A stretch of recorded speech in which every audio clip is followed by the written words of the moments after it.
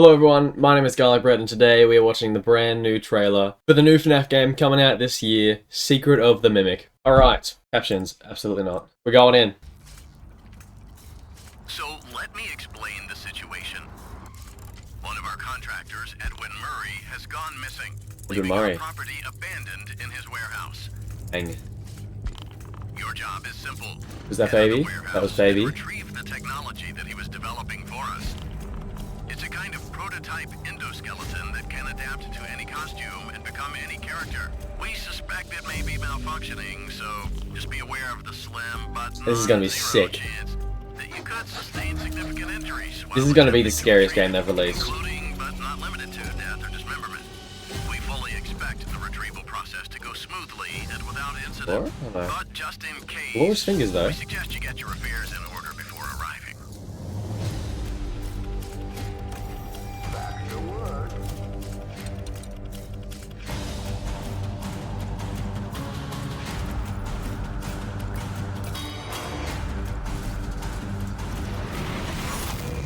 Wow.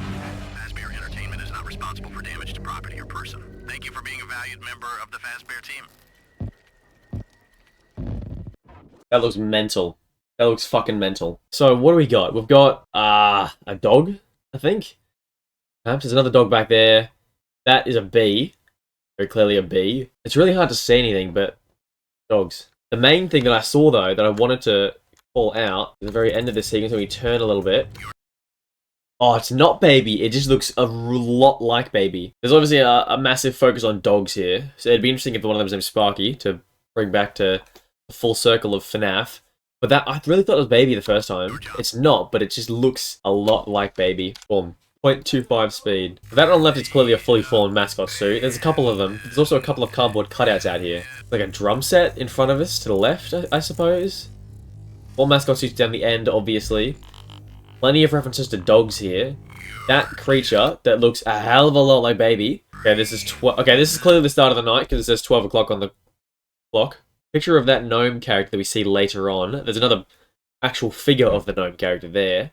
A fan. Late employees are subject to fines and or punishment, maybe? It's not one-to-one to the one from the end of Security Breach, but that's nothing we've ever cared about, so. This character is interesting because what the hell is it? Can we tell what suit is being worn by that? Oh. Oh! That's the Tiger Rock suit, isn't it? Because that's the blue eye. White face. Blue eye. That would be the other eye, I guess. That would make sense if that's the tail. Interesting. Really interesting, That's really interesting. This part is going to scare the hell out of me in-game, I know it. Look how horrific that looks. Why is it so big? Like, yeah, you better run. Well, that... Ooh, interesting. That right there is the picture from Security Breach of Glitch Trap with the smoothie. I'll put it up here, which I imagine must be what that is as well, but obviously the Freddy version. But also, look at this bloody thing. If those eyes are looking at me in a dark alley at the middle of the night, I'm out, brother.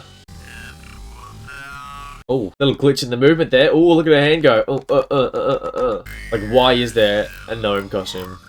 It tells us we have a right hand, and we wear a yellow glove with brown and green stripes on it. That is massive.